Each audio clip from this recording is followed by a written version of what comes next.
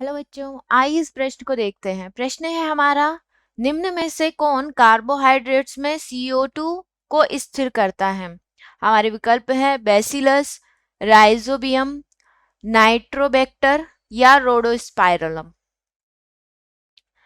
तो यहाँ पे सबसे पहले हम बात करते हैं प्रश्न की मुख्य अवधारणा के बारे में। प्रश्न की मुख्य अवधारणा है कि CO2 कार्बोहाइड्रेट्स में CO2 का स्थिरीकरण कौन करता है?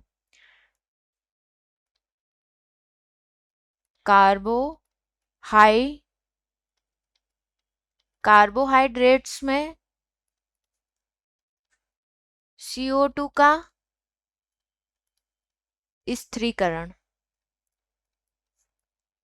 तो कार्बोहाइड्रेट्स में CO2 का स्थिरीकरण करता है रोडोस्पाइरलम।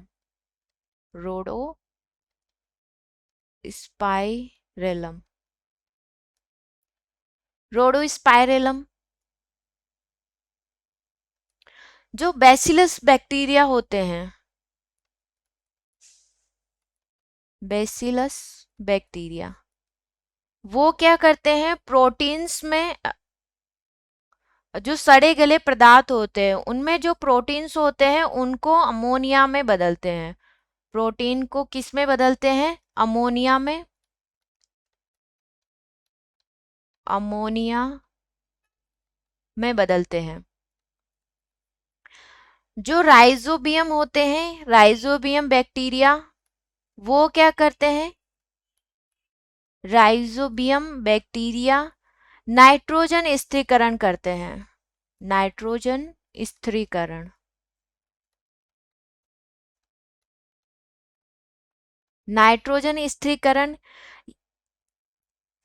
इसके बाद जो नाइट्रो बैक्टीरिया होते हैं, नाइट्रो बैक्टीरिया या नाइट्रोबैक्टर, ये क्या करते हैं? ये नाइट्राइट को नाइट्रेट में कन्वर्ट करते हैं। नाइट्राइट को किस में बदलते हैं? नाइट्रेट में। नाइट्रेट में बदलते हैं। यानी कि ये NO2 को किस में बदल देते हैं? NO3 नाइट्रेट में।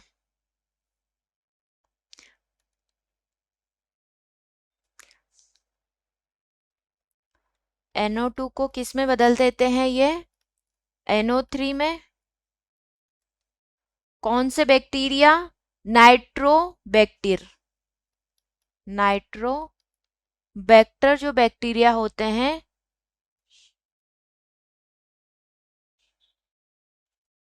वो नाइट्राइट को किस में बदल देते हैं? नाइट्रेट में। ठीक। और जो स्पाइरेलम होते हैं, रोडोस्पाइरेलम, रोडोस्पाइरेलम मृदा में नाइट्रोजन का स्थिरीकरण भी करते हैं और कार्बोहाइड्रेट्स में CO2 का स्थिरीकरण भी करते हैं। CO2 का स्थिरीकरण। तो एक बार हम विकल्प देख लेते हैं कि विकल्प हमें क्या क्या दिए हुए हैं। तो यहाँ पे हमें विकल्प ए दिया हुआ है बैसिलस बैक्टीरिया। तो बैसिलस बैक्टीरिया तो प्रोटीन्स को अमोनिया में बदलते हैं, तो ये भी हमारा विकल्प नहीं होगा। जो राइजोबियम है वो नाइट्रोजन स्थिरीकरण करते हैं, तो ये भी हमारा विकल्प नहीं होगा। नाइट्रोबैक्टर जो होते हैं ये नाइट्राइट को नाइट्रेट में बदलते हैं, तो ये भी हमारा विकल्प नहीं होगा। रोडोस्पाइरलम क्या करता है? कार्बोहाइड्रेट में CO2 का स्थिरीकरण करता है, तो विकल्प डी हमारा सही विकल्प होगा। आशा करती हूँ आप इसे अच्छी तरह समझ गए होंगे। धन्यवाद।